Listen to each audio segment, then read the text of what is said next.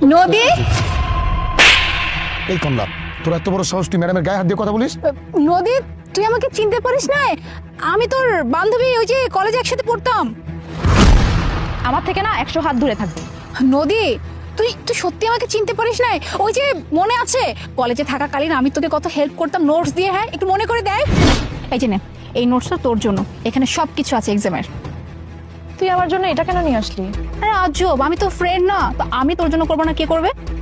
Friend তো ওরাও আমাকে বলেছিল, এক্সামের সময় আমাকে হেল্পও করবে, কিন্তু করেনি তো, চলে তো গেল। আরে বাবা, ওদের কথা বাদ দে। আমরা তো সবসময় বলছিলাম আমরা একসাথে পরীক্ষা দিব আর দুজনে একসাথে বড় অফিসার হব। ঠিক বলেছিস, আমাদের বন্ধুত্ব সারা জীবন থাকবে।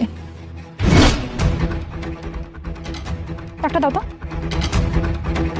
এই না ধর, তুই না আমার অনেক সাহায্য করেছিলি, তার বিনিময়ে এটা দিলাম, হয়েছে? এবার তো আর তুই আমাকে বলতে পারবি না তুই অতীতে আমার অনেক সাহায্য করেছিলি, তুই আমার ফ্রেন্ড, ব্লা ব্লা ব্লা।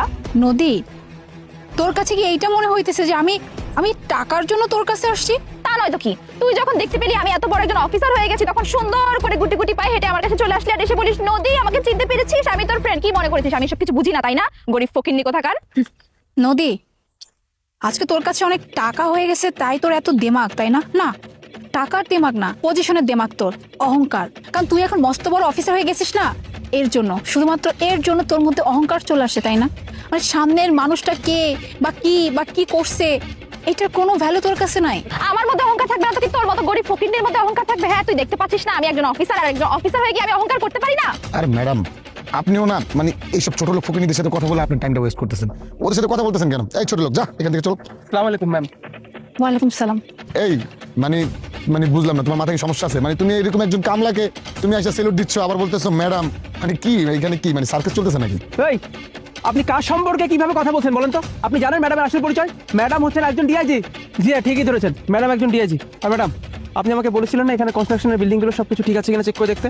আমি দেখেছি, সবগুলো ঠিক মতো পেয়েছি, কিন্তু ওই গলিতে যে দুটো কনস্ট্রাকশন বিল্ডিং উঠছে, একটা হচ্ছে G+9 আর একটা হচ্ছে G+10, ওই দুইটা বিল্ডিং এর পাইলিং থেকে শুরু করে রড, সিমেন্ট এবং যাবতীয় ম্যাটেরিয়াল যা ইউজ করা হচ্ছে সবকিছু ম্যাডাম নকল। এবং ম্যাডাম, আমি খোঁজ নিয়ে যেটা জানতে পেরেছি, এই সমস্ত কর্মকাণ্ডের সঙ্গে ওই এলাকার ওসি জড়িত। আমি যদি ভুল না হয়ে থাকি, তুই এখানকার নতুন ওসি, তাই তো? মানে মুনা, আমার কথাটা একটু শোন তুই। Don't call me Muna, call me ma'am.